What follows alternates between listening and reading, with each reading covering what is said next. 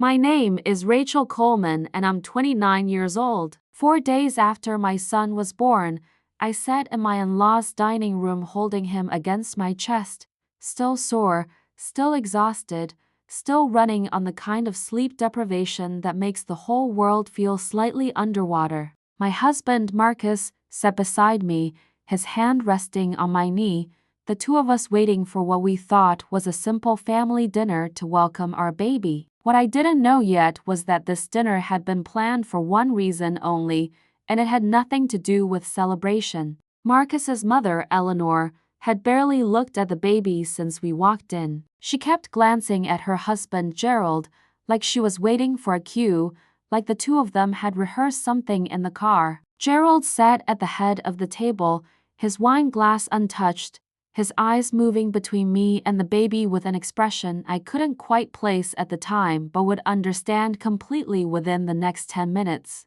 The tension in that room was so thick you could have cut it with the butter knife sitting beside his plate. It was Eleanor who broke first. She set down her fork, folded her hands, and said she needed to say something before dinner continued, something she'd been holding in since the moment she first saw the baby's photos. She said the baby didn't look like Marcus, not even a little. She said his coloring was wrong, his features were wrong, and she wanted to know, plainly and without apology, whose baby she was actually looking at. The word she used wasn't subtle. She called him a bastard, right there at her own dinner table, with the baby asleep 3 feet away from her in my arms. I felt the air leave my lungs, not because I was afraid of the accusation, but because I couldn't believe a grandmother could look at a 4-day-old baby and see a weapon instead of a grandchild. Marcus went rigid beside me. I watched his jaw lock,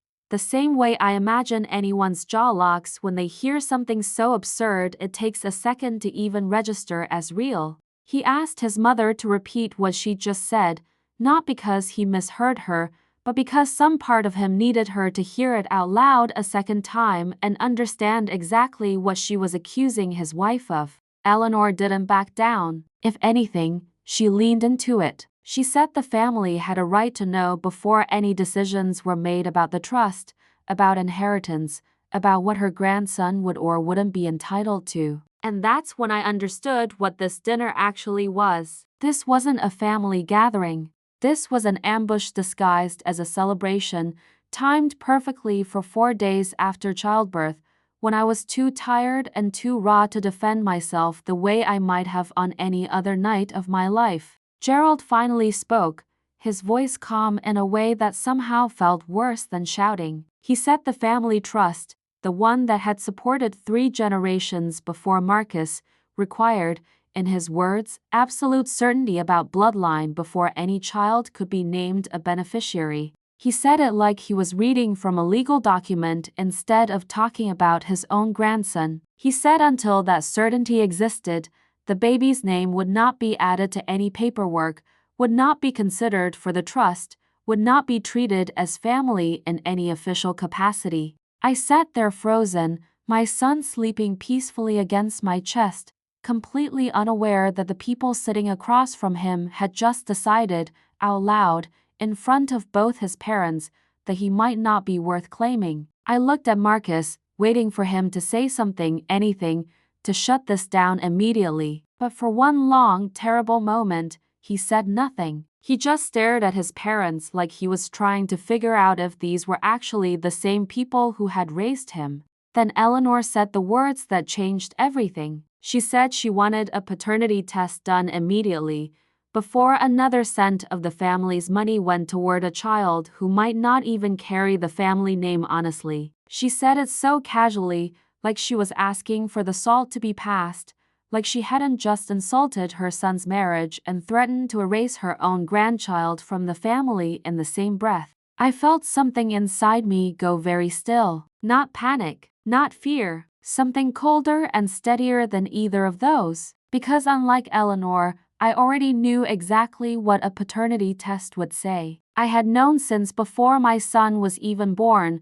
since Marcus himself had quietly requested one through the hospital weeks earlier, not because he doubted me for a second, but because he had a strange, uneasy feeling that this exact moment might come. He never told me why. Now, sitting at that table, I finally understood. I reached into the diaper bag resting against my chair, the same bag I had carried into that house without a second thought, and my fingers found the folded envelope tucked into the side pocket where I had placed it 3 days earlier. I hadn't planned on bringing it up tonight. I hadn't planned on needing it at all. But some instinct, some quiet warning in the back of my mind, had made me slip it into that bag before we left the house. Eleanor kept talking, laying out exactly how the trust would be restructured, how the money would be protected from what she called uncertainty, how Gerald had already spoken to their lawyer about drafting new terms. She said all of this while my son slept against my chest,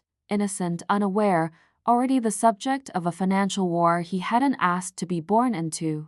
I set the envelope down on the table, right beside Gerald's untouched wine glass, and I didn't say a single word. I just looked at both of them and waited, because what was written inside that envelope wasn't going to just answer their question. It was going to cost them everything they thought they were protecting. Gerald reached for the envelope before Eleanor could, his fingers moving slower than they should have for a man who claimed to be so certain of what he'd find inside. He tore along the edge, pulled out the single folded page, and I watched his eyes drop to the first line. For a moment, nothing on his face changed. Then it did. His jaw shifted first, then his shoulders, then something behind his eyes that looked almost like the floor had disappeared beneath him without warning. He didn't say anything. He just turned the paper around and slid it across the table toward Eleanor, his hand trembling slightly in a way I'd never seen from him before. Eleanor picked it up, confused at first, scanning the page like she expected it to confirm every suspicion she just spent the last 10 minutes announcing to the whole table. Instead, her eyes stopped exactly where Gerald's had stopped. The paternity confirmation was unmistakable. 99.9% probability. Marcus was, without any shadow of doubt, this baby's father. The silence that followed wasn't the comfortable kind. It was the kind of silence that presses down on a room, the kind where everyone can hear their own heartbeat because nobody wants to be the first to speak. Eleanor's face went through 3 or 4 expressions in the span of a few seconds: confusion, disbelief, something close to panic, before finally settling into something that looked almost like shame, though she wasn't ready to call it that yet. Marcus broke the silence first, and his voice was quiet, but it carried a weight I hadn't heard from him before. He asked his mother if she understood what she had just done. Not the accusation itself, though that was bad enough, but the timing of it. 4 days after his wife gave birth, exhausted, healing, barely able to stand without support, his own parents had chosen that exact moment to call his son a bastard at their own dinner table, in front of the baby, in front of me, without a single ounce of hesitation. Eleanor tried to recover, her voice shaking as she said she only wanted to protect the family, protect the trust, protect what they had built over generations. Marcus asked her plainly if protecting the family meant humiliating his wife for days after childbirth instead of simply asking him a private question like a normal human being would have. Eleanor didn't have an answer for that. She looked at Gerald, the way people look at someone when they're hoping to be rescued from a conversation they started and can no longer control. But Gerald was still staring at the paper like it had rewritten something fundamental about how he saw himself.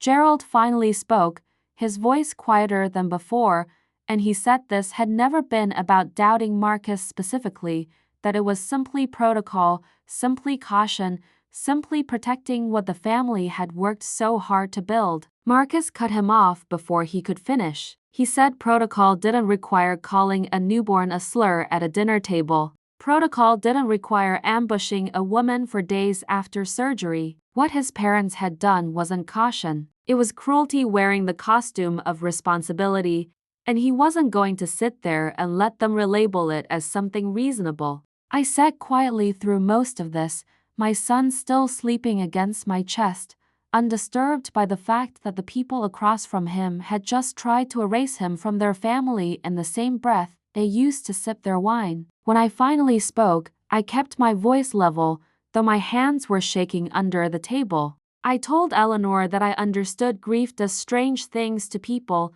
that fear over money and legacy can twist even reasonable people into saying things they can't take back, but that nothing excused what she had just done to a child who couldn't even lift his own head yet. Marcus stood up then, gently took our son from my arms so I could finally stand without worry, and told his parents that effective immediately, they would have no access to the family trust discussions, no involvement in any decisions about his son's future, and no place in our home until they understood the difference between protecting a family and destroying one. Gerald tried to argue that grandparents had rights, the same tired argument people reach for when they've run out of real ones. Marcus's answer was calm, but final. He said rights were earned through respect, not blood, and tonight neither of them had earned anything but distance. We left before dessert was even served, the four of us, me, Marcus, and our sleeping son, walking out into the cold night air while Eleanor and Gerald sat in silence behind us, surrounded by a truth they never expected to actually receive. The drive home was quiet, but it wasn't heavy. It felt like the kind of quiet that comes after finally setting down something you've been carrying without realizing how much it weighed. In the weeks that followed, Marcus moved forward with restructuring the family trust himself, this time with our son's name permanently secured, protected from any future accusation or manipulation his grandparents might attempt. When Gerald eventually reached out months later asking to reconnect, Marcus agreed on one condition, that any conversation begin with a real apology directed at me, not vague language about misunderstandings, but a direct acknowledgement of exactly what they had done that night. The apology came slowly, awkwardly, months later, and it cost them visibly to say it,